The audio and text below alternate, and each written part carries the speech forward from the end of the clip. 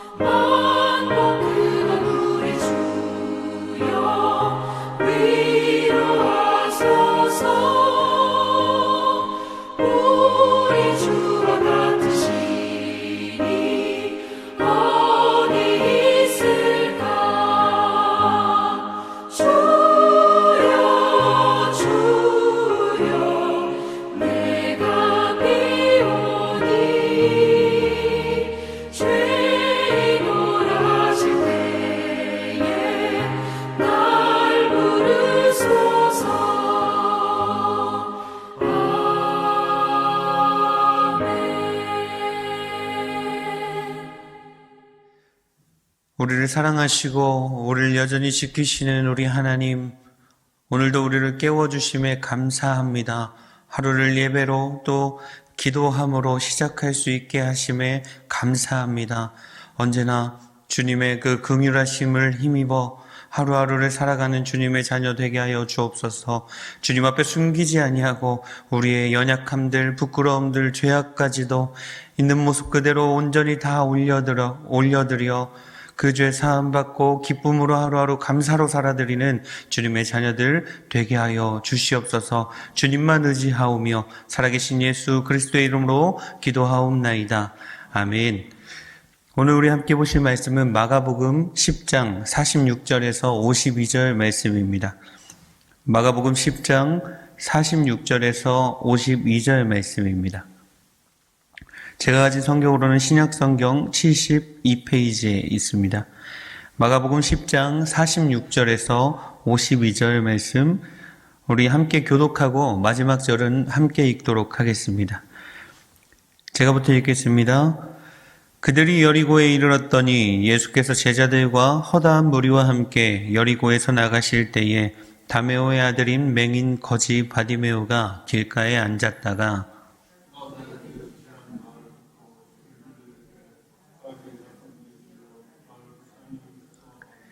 많은 사람이 꾸짖어 잠잠하라 하되 그가 더욱 크게 소리질러 이르되 다윗의 자손이여 나를 불쌍히 여기소서 하는지라.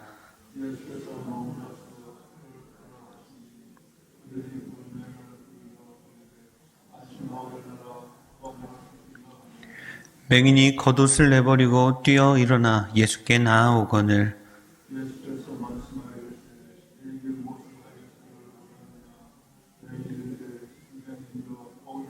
같이 보시겠습니다. 예수께서 이르시되 가라 내 믿음이 너를 구원하였느니라 하시니 그가 곧 보게 되어 예수를 길에서 따르니라. 아멘.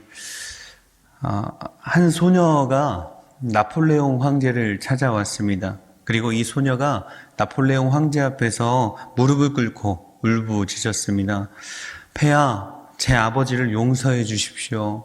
우리 아버지를 좀 살려주십시오. 나폴레옹이 궁금해서 물어봤습니다. 너의 아버지가 누구냐? 그랬더니 이 소녀의 대답이 이렇습니다. 저희 아버지는 사형 선고를 받고 투옥 중인 사형수입니다. 이 소녀의 말을 들은 나폴레옹은 이렇게 대답했습니다. 소녀야, 내가 너에게 해줄 수 있는 것이 아무것도 없다. 너의 아버지는 반역자다. 그리고 반역죄를 범한 것이 두 번째이기 때문에 더 이상 용서할 수가 없다. 그때 소녀가 외쳤습니다. 폐하, 저도 알고 있습니다. 그렇기에 제가 정의를 요구하는 것이 아니라 자비를 탄원하고 있는 것입니다. 제발 저희 아버지를 불쌍히 여기셔서 긍휼을 베풀어 주세요라고 이렇게 간청하는 겁니다. 여러분 결과는 어떻게 되었을까요? 나폴레옹이 이 소녀의 그런 간절한 그런 소원을 듣고 어떻게 했을까요?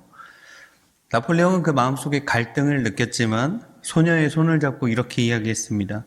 내가 너의 아버지에게 긍휼을 베풀어 주겠다. 여러분 이 소녀, 딸의 간청이 아버지, 도저히 용서받을 수 없는 그 아버지를 살렸습니다. 이 소녀는 나폴레옹 황제의 긍휼을 구해야만이 아버지가 살 수 있다는 사실을 알고 있었습니다. 그리고 긍휼을 구함으로 나폴레옹의 마음을 돌릴 수가 있었다는 것입니다. 여러분 긍휼이 뭘까요? 긍휼은 우리가 잘 알고 있듯이 불쌍히 여기는 마음 아니겠습니까? 소녀가 나폴레옹에게 이렇게 간청했던 것처럼 죄인은 정의와 법의 잣대가 아니라 긍휼이 필요하다는 것입니다. 다른 것보다 우선적으로 긍휼이 필요합니다. 그래야 살 수 있습니다.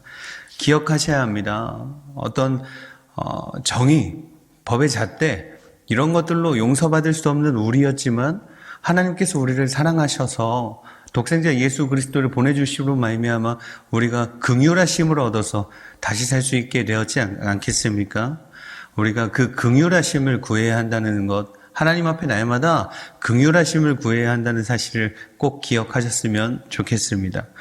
오늘 본문은 우리가 너무 잘 아는 말씀이죠. 맹인 바디메오입니다. 가진 것이 없는 바디메오, 누구보다도 긍휼하심이 필요했던 바디메오에 대한 말씀입니다. 이 바디메오가 어떻게 예수님을 만나게 되는지, 예수님께서는 바디메오에게 무엇라 말씀하시는지, 그리고 바디메오의 행동을 통해서 우리도 주님 앞에서 어떻게 반응해야 하고 어떤 마음과 어떤 자세를 가져야 하는지 오늘 이 새벽에 함께 나눠봤으면 좋겠습니다. 오늘 이 말씀에 나오는 사역은 예수님의 마지막 치유 사역이었습니다. 이 여리고라는 곳에서 이루어졌던 사역인데 여리고는 예루살렘에서 한 30km 정도밖에 떨어지지 않은 가까운 곳이었습니다. 무슨 말이냐면 예수님이 예루살렘으로 가시는 길목 가운데 이 여리고가 있었고 그곳에 바디메오가 있었다라는 사실입니다. 바로 그곳에서 맹인 거지 바디메오를 만나게 됩니다. 예수님은 이미 유명인이셨습니다. 그래서 바디메오는 예수님과 무리들이 이 여리고를 지나간다는 사실을 알고 있었던 것 같습니다. 그래서 예수님이 지나가실 때 이 바디메오가 소리를 지르는 겁니다. 우리 47절 말씀 다시 한번 보실까요? 47절입니다. 나사렛 예수시란 말을 듣고 소리질러 이르되 다윗의 자손 예수여 나를 불쌍히 여기소서 하거늘. 여러분, 바디메오가 들었던 것은 나사렛 예수시라고 되어 있습니다. 바디메오는 나사렛 예수라는 말을 들었습니다. 그런데 바디메오가 정작 소리질렀던 것, 외쳤던 그 예수님은 누구십니까? 다윗의 자손 예수여 라고 불렀다라는 것입니다. 이 바디메오는 정확히 알고 있었습니다. 신앙교육을 받았던 것 같습니다. 다윗의 자손 중에 오신 메시아가 예수님이라는 사실을 정확히 알고 있었다라는 겁니다. 그래서 예수님이 누구신지, 어떤 능력을 가지고 계신지도 잘 알고 있었습니다. 그래서 그분께 소리 지르는 겁니다. 나를 불쌍히 여겨주시옵소서, 나를 불쌍히 여겨주세요 라고 소리 지르고 있는 겁니다. 얼마나 간절했겠습니까? 눈이 보이지 않는 이 바디메오가 얼마나 간절했겠습니까? 얼마나 목이 터져라 소리 질렀겠습니까?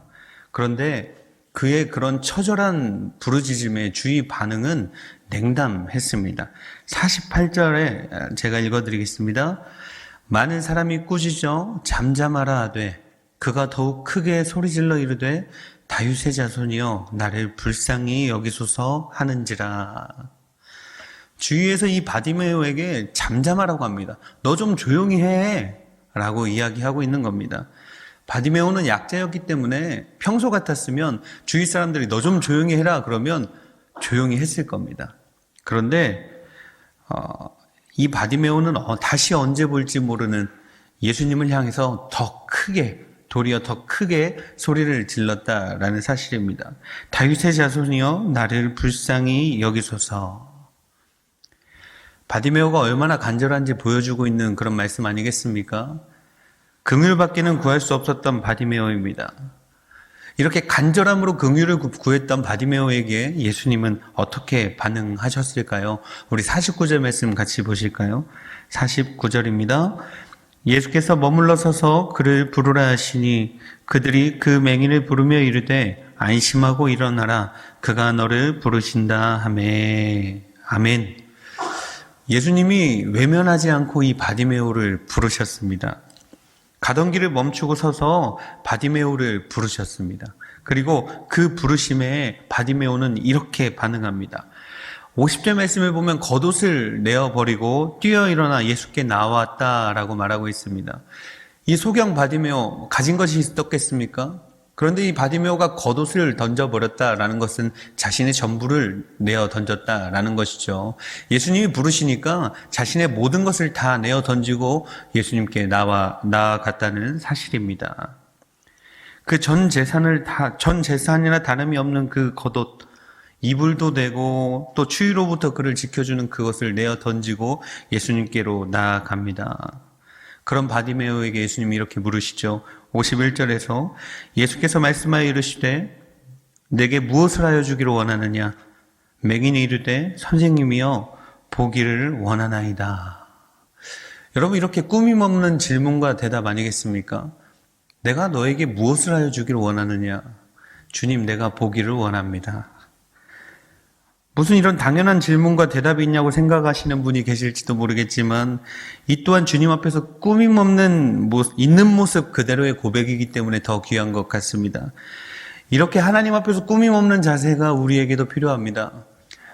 점점 신앙인들이 고상한 척하고 죄인이 아닌 척하고 잘난 척하고 가진 척하고 이런 모습들이 보여지기 때문에 교회 안에서 문제들이 발생하는 것 아니겠습니까?